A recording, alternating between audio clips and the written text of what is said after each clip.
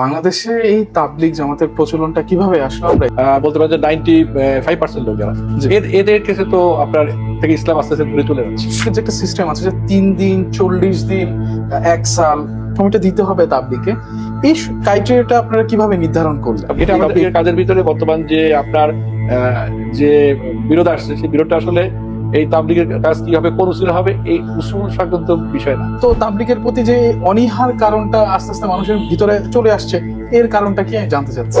শোনাই নিজামের পক্ষের যে ওই মসজিদটা তারা ওইখানে ইমাম তারা ওই তো কথিত আছে ওই জামাতে মনে করেন যে ওই মসজিদ থেকে এই ইসের অন্য যারা আছে তাদেরকে আপনার বের করে দেয়। এই সাদ সাহেবকে যে আমির থাকতেই হবে এইটা শক্ত করে কেন ধরে থাকতে হয়? কেন সুরার মাধ্যমে যদি তাবলিগটা চলে তাহলে সমস্যাটা কোথায়?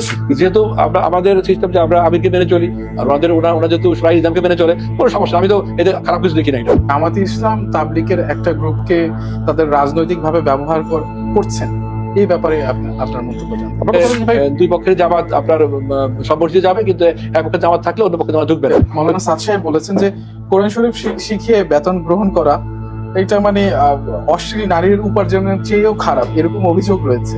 এই ব্যাপারে আপনার মন্তব্য আসলে, এবং আগামী দিনে এই দ্বন্দ্ব কোথায় গিয়ে দাঁড়াবে এবং আমরা কোনো সমাধানের পথে আপনারা কি আসলে আসতে পারবেন কিনা?